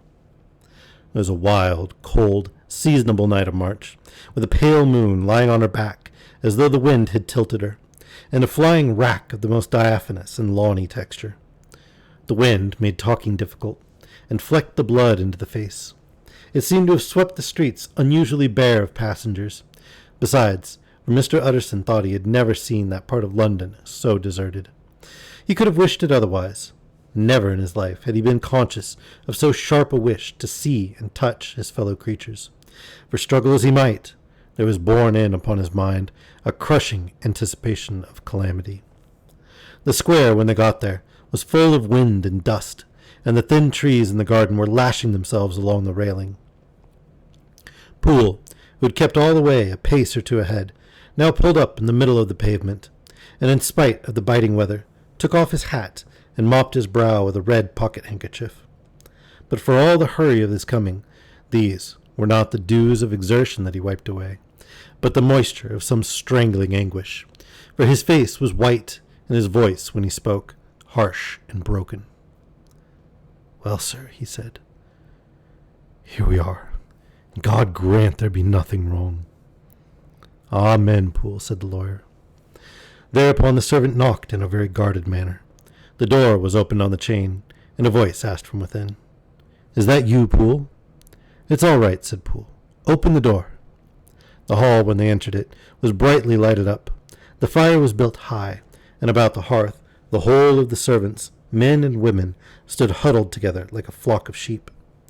At the sight of Mr. Utterson, the housemaid broke into hysterical whimpering, and the cook, crying out, Bless God, it's Mr. Utterson, ran forward as if to take him in her arms.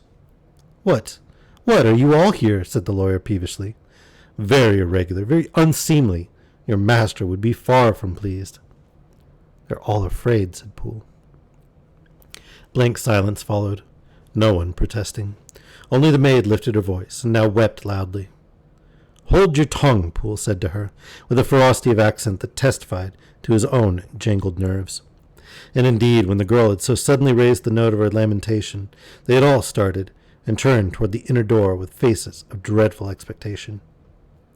And now, continued the butler, addressing the knife boy, reach me a candle, and we'll get this through hands at once. And then he begged Mr. Utterson to follow him, and led the way to the back garden. Now, sir, said he, you come as gently as you can. I want you to hear, and I don't want you to be heard. And see here, sir, if by any chance he was to ask you in, don't go. Mr. Utterson's nerves at this unlooked-for termination gave a jerk that nearly threw him from his balance. But he recollected his courage and followed the butler into the laboratory building through the surgical theater, with its lumber of crates and bottles, to the foot of the stair. Here, Poole motioned him to stand on one side and listen, while he himself, setting down the candle, and making a great and obvious call on his resolution, mounted the steps and knocked with a somewhat uncertain hand on the red baize of the cabinet door. Mr. Utterson, sir, asking to see you, he called, and even as he did so, once more violently signed to the lawyer to give ear. A voice answered from within.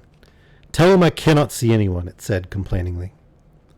Thank you, sir, said Poole, with a note of something like triumph in his voice, and taking up his candle, he led Mr. Utterson back across the yard and into the great kitchen, where the fire was out and the beetles were leaping on the floor. Sir, he said, looking Mr. Utterson in the eyes, was that my master's voice? It seems much changed, replied the lawyer, very pale, but giving look for look. Changed? Well, yes, I think so, said the butler. Have I been 20 years in this man's house to be deceived about his voice? No, sir. Master's made away with. He was made away with 8 days ago, when we heard him cry out upon the name of God. And who's in there instead of him, and why it stays there, is a thing that cries to heaven, Mr. Utterson. This is a very strange tale, Poole. This is rather a wild tale, my man, said Mr. Utterson, biting his finger. Suppose it were as you suppose. Supposing Dr. Jekyll to have been, well, murdered. What could induce the murderer to stay? That won't hold water. It doesn't commend itself to reason. Well, Mr. Utterson, you are a hard man to satisfy, but I'll do it yet, said Poole. All this last week, you must know, him or it, whatever it is that lives in that cabinet, has been crying night and day for some sort of medicine, and cannot get it to his mind. It was sometimes his way, the master's that is, to write his orders on a sheet of paper and throw it on the stair. We've had nothing else this week back, nothing but papers, and a closed door, and the very meals left there to be smuggled in when nobody was looking. Well, sir, every day, aye, and twice and thrice in the same day, there have been orders and complaints, and I have been sent flying to all the wholesale chemists in town. Every time I brought the stuff back, there would be another paper telling me to return it, because it was not pure, and another order to a different firm. This drug is wanted bitter bad, sir, whatever for. Have you any of these papers? Asked Mr. Utterson. Poole felt in his pocket and handed out a crumpled note, which the lawyer, bending nearer to the candle, carefully examined. Its contents ran thus. Dr. Jekyll presents his compliments to Messrs. Maw. He assures them that their last sample is impure and quite useless for his present purpose. In the year 1800, Dr. Jekyll purchased a somewhat large quantity from Messrs. M. He now begs them to search with most sedulous care, and should any of the same quality be left, forward it to him at once. Expense is no consideration. The importance of this to Dr. Jekyll can hardly be exaggerated.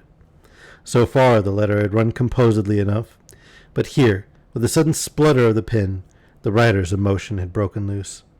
For God's sake, he added, find me some of the old. This is a strange note, said Mr. Utterson, and then sharply, how do you come to have it open? The man at Maw's was main angry, sir, and he threw it back to me like so much dirt, returned Poole. This is unquestionably the doctor's hand, do you know? Resumed the lawyer.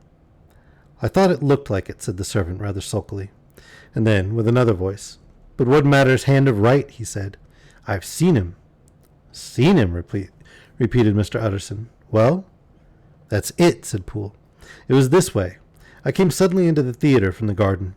It seems he had slipped out to look for this drug, or whatever it is, for the cabinet door was open, and there he was at the far end of the room, digging among the crates. He looked up when I came in, gave a kind of cry, and whipped upstairs into the cabinet. It was but for 1 minute that I saw him, but the hair stood upon my head like quills. Sir, if that was my master, why had he a mask upon his face? If it was my master, why did he cry out like a rat and run from me? I have served him long enough. And then the man paused and passed his hand over his face. These are all very strange circumstances, said Mr. Utterson. But I think I begin to see daylight. Your master, Poole, is plainly seized with one of those maladies that both torture and deform the sufferer. Hence, for aught I know, the alteration of his voice, hence the mask and the avoidance of his friends, hence his eagerness to find this drug, by means of which the poor soul retains some hope of ultimate recovery. God grant that he be not deceived. There's my explanation. It is sad enough, Poole, aye, and appalling to consider, but it is plain and natural, hangs well together, and delivers us from all exorbitant alarms. Sir, said the butler, turning to a sort of mottled pallor. "That thing was not my master, and there's the truth. My master," here he looked round him and began to whisper, "is a tall, fine build of a man, and this was more of a dwarf." Utterson attempted to protest. "Oh, sir," cried Poole, "do you think I do not know my master after 20 years? Do you think I do not know where his head comes to in the cabinet door, where I saw him every morning of my life? No, sir, that thing in the mask was never Dr. Jekyll. God knows what it was, but it was never Dr. Jekyll, and it is the belief of my heart that there was murder done." "Poole," replied the lawyer, "if you say that, it will become my duty to make certain.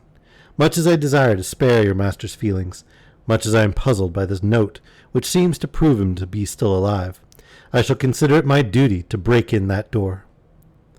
"Ah, Mr. Utterson, that's talking," cried the butler. "And now comes the second question," resumed Utterson. "Who is going to do it?" "Why, you and me, sir," was the undaunted reply. "That's very well said," returned the lawyer, "and whatever comes of it, I shall make it my business to see you are no loser." "There's an axe in the theatre," continued Poole, "and you might take the kitchen poker for yourself." The lawyer took that rude but weighty instrument into his hand, and he balanced it. "Do you know, Poole," he said, looking up, "that you and I are about to place ourselves in a position of some peril?" "You may say so indeed, sir," returned the butler. "It is well, then, that we should be frank," said the other. "We both think more than we have said. Let us make a clean breast. This masked figure that you saw, did you recognize it?" "Well, sir, it went so quick, and the creature was so doubled up that I could hardly swear to that," was the answer. "But if you mean, was it Mr. Hyde? Why, yes, I think it was. You see, it was much of the same bigness, and it had the same quick, light way with it. And then, who else could have gotten in by the laboratory door? You have not forgotten, sir, that at the time of the murder he still had the key with him. But that's not all. I don't know, Mr. Utterson, if you ever met this Mr. Hyde." "Yes," said the lawyer, "I once spoke with him." "Then you must know as well as the rest of us that there was something queer about that gentleman, something that gave a man a turn. I don't know rightly how to say it, sir, beyond this, that you felt in your marrow kind of cold and thin." "I own I felt something of what you described," said Mr. Utterson. "Quite so, sir," returned Poole. "Well, when that masked thing like a monkey jumped from among the chemicals and whipped into the cabinet, it went down my spine like ice. Oh, I know it's not evidence, Mr. Utterson. I'm book-learned enough for that. But a man has his feelings, and I give you my Bible word, it was Mr. Hyde." "Aye, aye," said the lawyer, "my fears incline to the same point. Evil, I fear, founded. Evil was sure to come of that connection. Aye, truly, I believe you. I believe poor Harry is killed, and I believe his murderer, for what purpose, God alone can tell, is still lurking in his victim's room. Well, let our name be Vengeance. Call Bradshaw." The footman came at the summons, very white and nervous. "Pull yourself together, Bradshaw," said the lawyer. "This suspense, I know, is telling upon all of you, but it is now our intention to make an end of it. Poole here and I are going to force our way into the cabinet. If all is well, my shoulders are broad enough to bear the blame. Meanwhile, lest anything should really be amiss, or any malefactor seek to escape by the back, you and the boy must go round the corner with a pair of good sticks and take your post at the laboratory door. We give you 10 minutes to get to your stations." As Bradshaw left, the lawyer looked at his watch. "And now, Poole, let us get to ours," he said, and taking the poker under his arm, led the way into the yard. The scud had banked over the moon, and it was now quite dark. The wind, which only broke in puffs and draughts into that deep well of building, tossed the light of the candle to and fro about their steps, until they came into the shelter of the theatre, where they sat down silently to wait. London hummed solemnly all around, but near at hand the stillness was only broken by the sounds of a footfall moving to and fro along the cabinet floor. "So it will walk all day, sir," whispered Poole. "Aye, and the better part of the night. Only when a new sample comes from the chemist, there's a bit of a break. Ah, it's an ill conscience that's such an enemy to rest. Ah, sir, there's blood foully shed in every step of it. But hark again, a little closer. Put your heart in your ears, Mr. Utterson, and tell me, is that the doctor's foot? The steps fell lightly and oddly, with a certain swing, for all they went so slowly. It was different indeed from the heavy, creaking tread of Henry Jekyll. Utterson sighed. Is there never anything else? He asked. Poole nodded. Once, he said. Once I heard it weeping. Weeping? How that? Said the lawyer, conscious of a sudden chill of horror. Weeping like a woman or a lost soul, said the butler. I came away with that upon my heart, that I could have wept too. But now the 10 minutes drew to an end. Poole disinterred the axe from under a stack of packing straw. The candle was set upon the nearest table to light them to the attack, and they drew near with bated breath to where that patient foot was still going up and down in the quiet of the night. Jekyll, cried Utterson with a loud voice, I demand to see you. He paused a moment, but there came no reply. I give you fair warning. Our suspicions are aroused, and I must and shall see you, he resumed. If not by fair means, then by foul. If not of your consent, then by brute force. Utterson, said the voice, for God's sake have mercy. Ah, that's not Jekyll's voice. It's Hyde's, cried Utterson. Down with the door, Poole. Poole swung the axe over his shoulder. The blow shook the building, and the red baize door leaped against the lock and hinges. A dismal screech, as of mere animal terror, rang from the cabinet. Up went the axe again, and again the panels crashed, and the frame bounded. 4 times the blow fell, but the wood was tough, and the fittings were of excellent workmanship, and it was not until the 5th that the locks burst, and the wreck of the door fell inward on the carpet.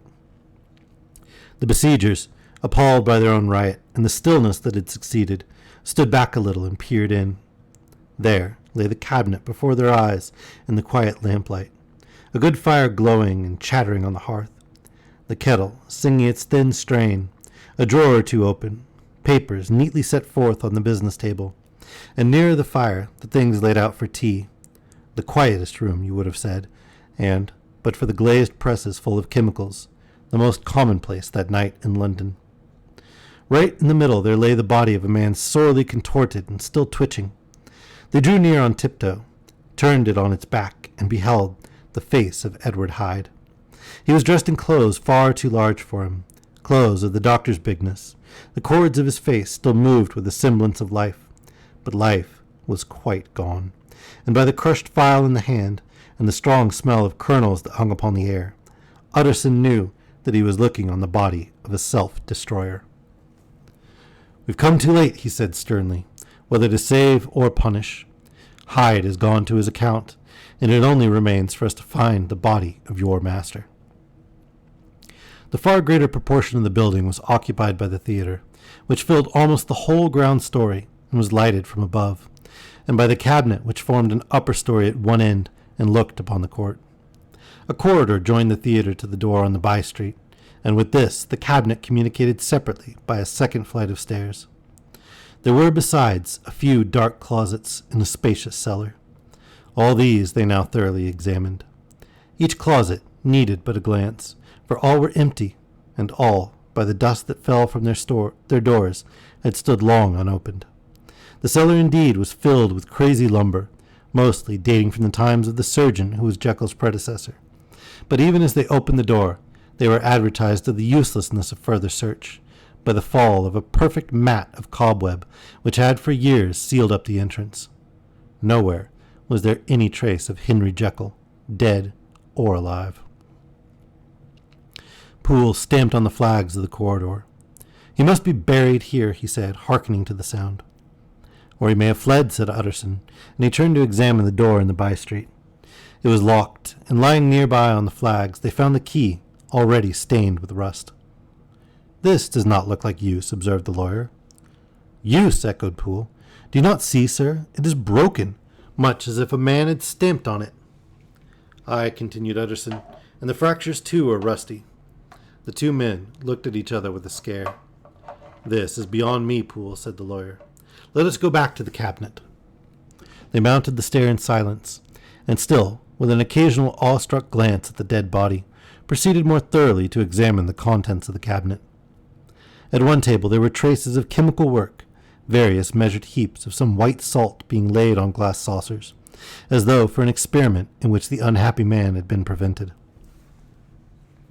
"That is the same drug that I was always bringing him," said Poole, and even as he spoke, the kettle with a startling noise boiled over. This brought them to the fireside, where the easy-chair was drawn cozily up, and the tea-things stood ready to the sitter's elbow, the very sugar in the cup. There were several books on a shelf, one laid beside the tea-things open, and Utterson was amazed to find it a copy of a pious work, for which Jekyll had several times expressed a great esteem, annotated in his own hand with startling blasphemies.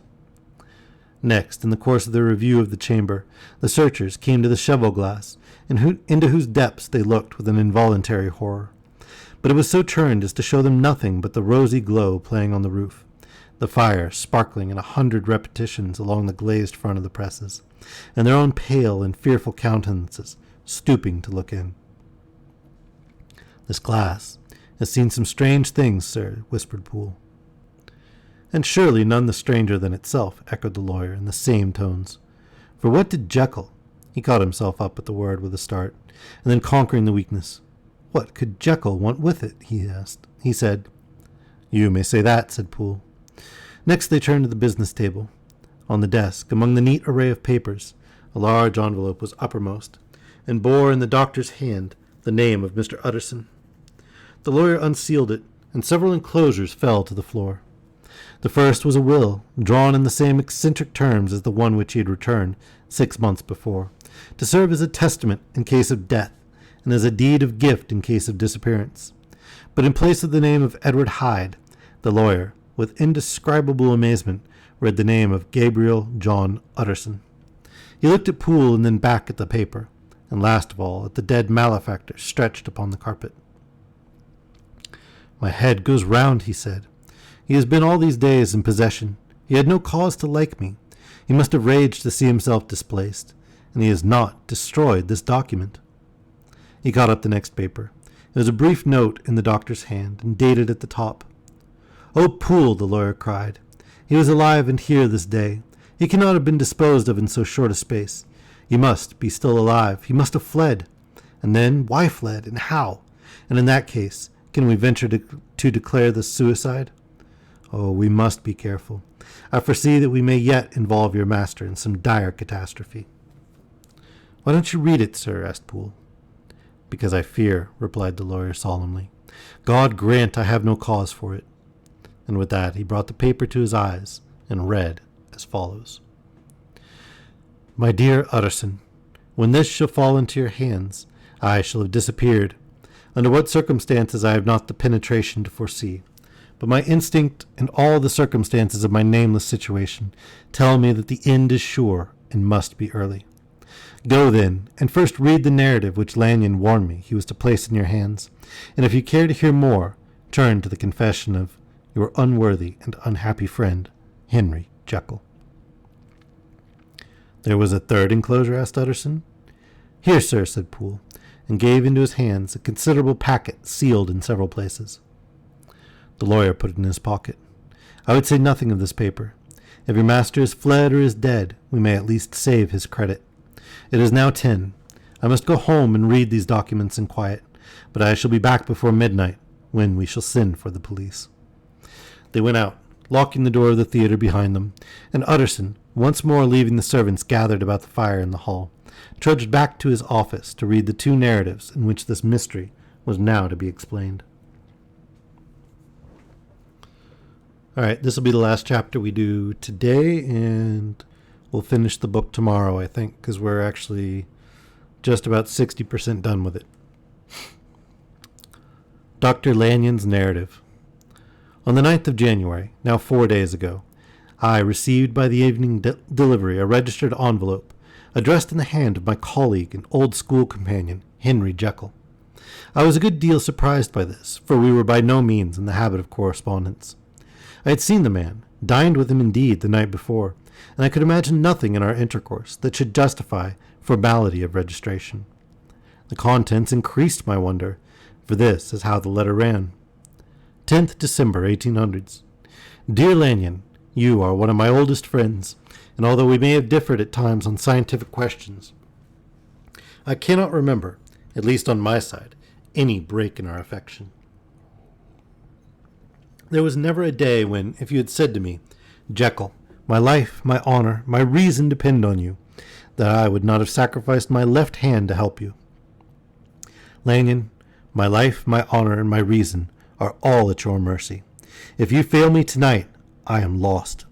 You might suppose, after this preface, that I am going to ask you for something dishonorable to grant. Judge for yourself. I want you to postpone all other engagements for tonight. Aye, even if you were summoned to the bedside of an emperor, to take a cab, unless your carriage should be actually at the door, and with this letter in your hand for consultation, to drive straight to my house. Poole, my butler, has his orders. You will find him waiting your arrival with a locksmith. The door of my cabinet is then to be forced, and you are to go in alone, to open the glazed press, letter E on the left hand, breaking the lock if it be shut, and to draw out, with all its contents as they stand, the fourth drawer from the top, or, which is the same thing, the third from the bottom. In my extreme distress of mind, I have a morbid fear of misdirecting you, but even if I am in error, you may know the right drawer by its contents. Some powders, a file, and a paper book. This drawer I beg of you to carry back with you to Cavendish Square, exactly as it stands. That is the first part of the service. Now for the second. You should be back, if you set out at once on the receipt of this, long before midnight.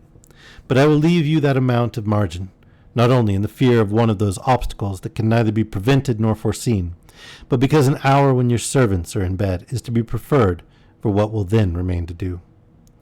At midnight, then, I have to ask you to be alone in your consulting room, to admit with your own hand into the house a man who will present himself in my name, and to place in his hands the drawer that you will have brought with you from my cabinet. Then you will have played your part and earned my gratitude completely.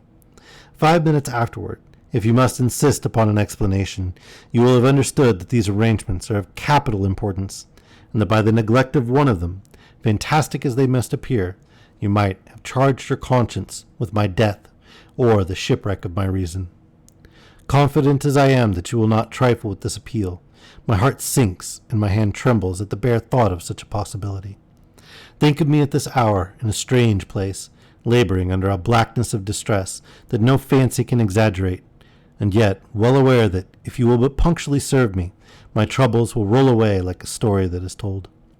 Serve me, my dear Lanyon, and save your friend, Henry Jekyll.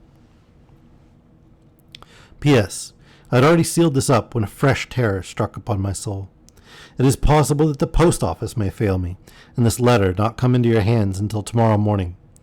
In that case, dear Lanyon, do my errand when it shall be most convenient for you in the course of the day, and once more expect my messenger at midnight.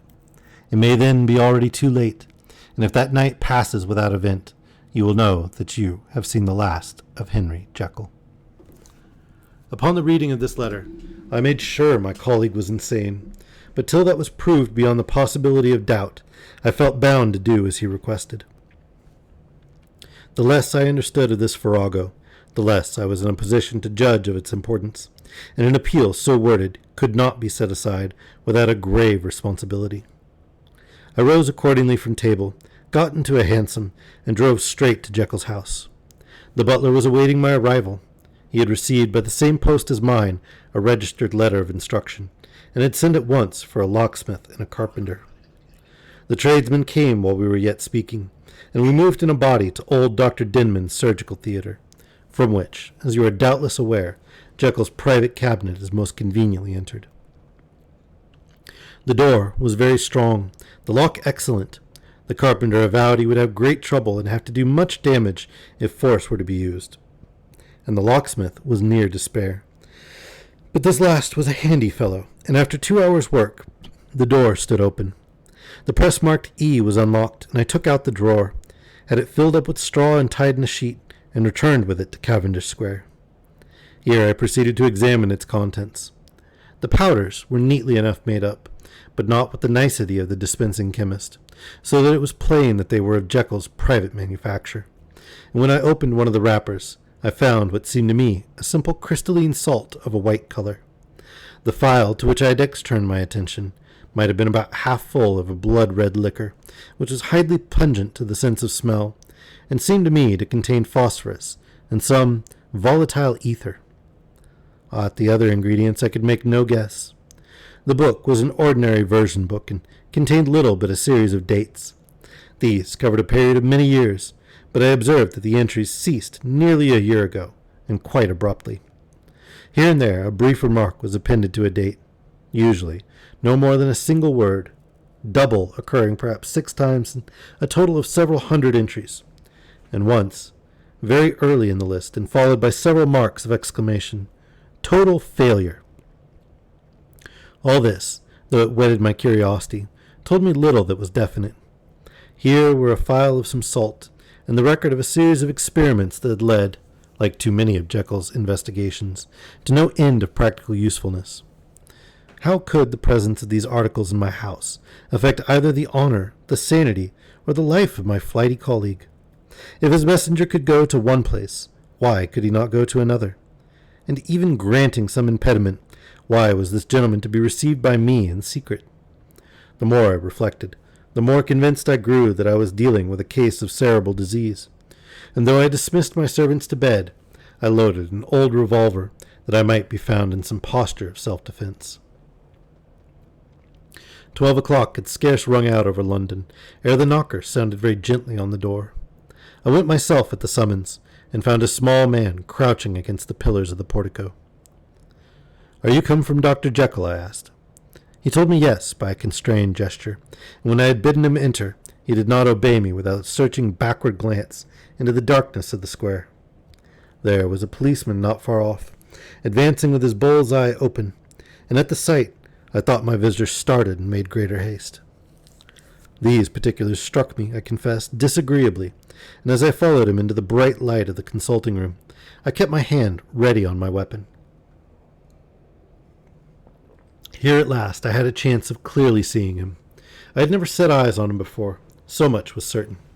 He was small, as I have said. I was struck besides with the shocking expression of his face, with his remarkable combination of great muscular activity and great apparent debility of constitution, and, last but not least, with the odd subjective disturbance caused by his neighborhood. This bore some resemblance to incipient rigor, and was accompanied by a marked sinking of the pulse. At the time I set it down to some idiosyncratic personal distaste, and merely wondered at the acuteness of the symptoms. But I have since had reason to believe the cause to lie much deeper in the nature of man, and to turn on some nobler hinge than the principle of hatred. This person, who had thus, from the first moment of his entrance, struck in me what can only describe as a disgustful curiosity, was dressed in a fashion that would have made an ordinary person laughable. His clothes, that is to say, although they were of rich and sober fabric, were enormously too large for him in every measurement, the trousers hanging on his legs and rolled up to keep them from the ground, the waist of the coat below his haunches, and the collar sprawling wide upon his shoulders. Strange to relate, this ludicrous accoutrement was far from moving me to laughter. Rather, as there was something abnormal and misbegotten in the very essence of the creature that now faced me, something seizing, surprising, and revolting, this fresh disparity seemed but to fit in with and to reinforce it, so that to my interest in the man's nature and character there was added a curiosity as to his origin, his life, his fortune, and status in the world. These observations, though they have taken so great a space to be set down, were yet the work of a few seconds. My visitor was, indeed, on fire with some sombre excitement. "Have you got it?" he cried. "Have you got it?" And so lively was his impatience that he even laid his hand upon my arm and sought to shake me. I put him back, conscious at his touch of a certain icy pang along my blood. "Come, sir," said I, "you forget that I have not yet the pleasure of your acquaintance. Be seated, if you please." And I showed him an example, and sat down myself in my customary seat, and with as fair an imitation of my ordinary manner to a patient as the lateness of the hour, the nature of my preoccupations, and the horror I had of my visitor, would suffer me to muster. "I beg your pardon, Dr. Lanyon," he replied civilly enough. What you say is very well founded, and my impatience has shown its heels to my politeness. I come here at the insistence of your colleague, Dr. Henry Jekyll, on a piece of business of some moment, and I understood." He paused and put his hand to his throat, and I could see, in spite of his collected manner, that he was wrestling against the approaches of the hysteria. I understood a drawer. But here I took pity on my visitor's suspense, and some perhaps on my own growing curiosity. "There it is, sir," said I, pointing to the drawer, where it lay on the floor behind a table, and still covered with the sheet. He sprang to it, and then paused, and laid his hand upon his heart. I could hear his teeth grate with the convulsive action of his jaws, and his face was so ghastly to see that I grew alarmed for both his life and reason. "Compose yourself," said I.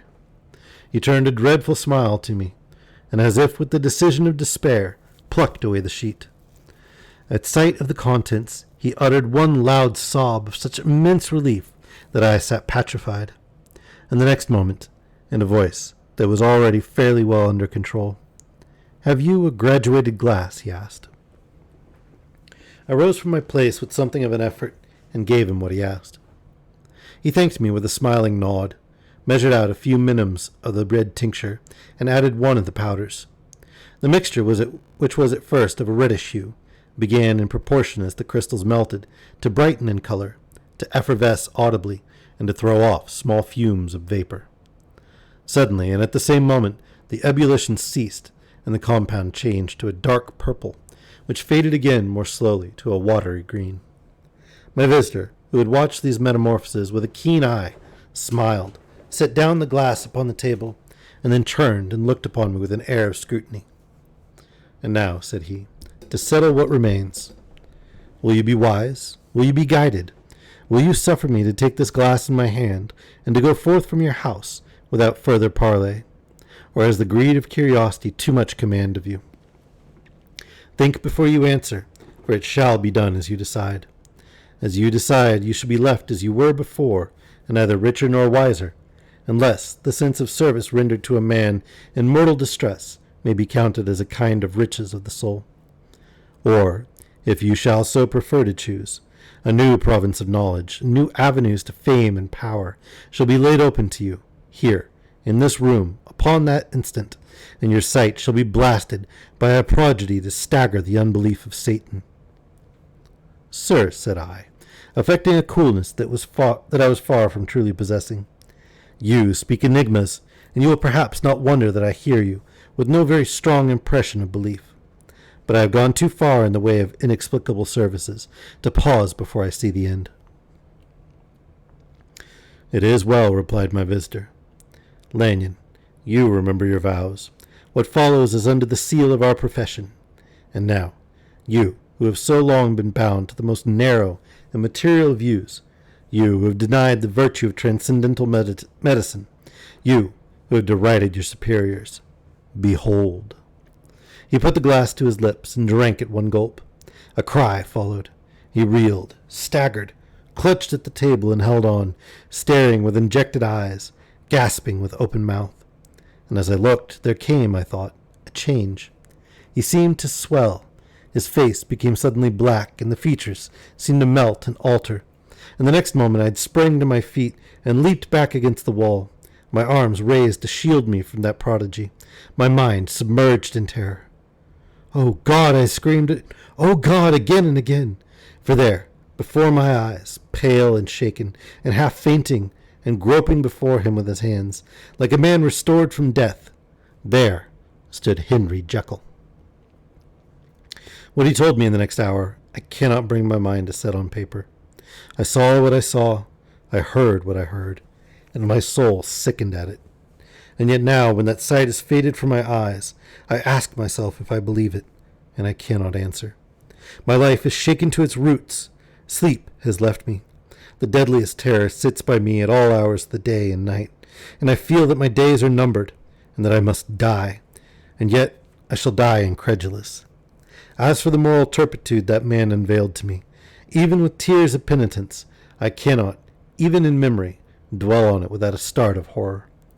I will say but one thing, Utterson, and that, if you can bring your mind to credit it, will be more than enough. The creature who crept into my house that night was, on Jekyll's own confession, known by the name of Hyde, and hunted for in every corner of the land as the murderer of Carew.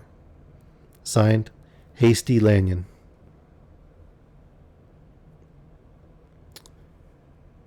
We will finish this tomorrow. Thank you, everyone, for joining me. I really appreciate it. I hope you enjoyed the story.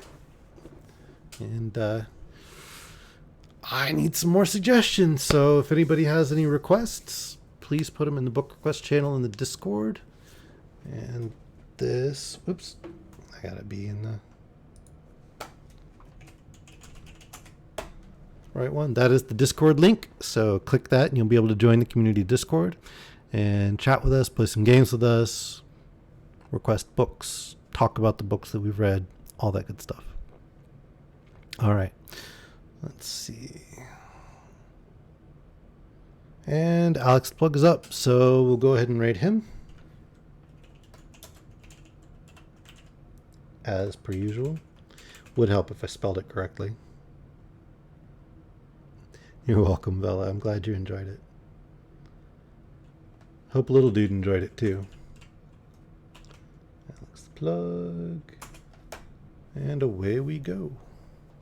Well, in 10 seconds.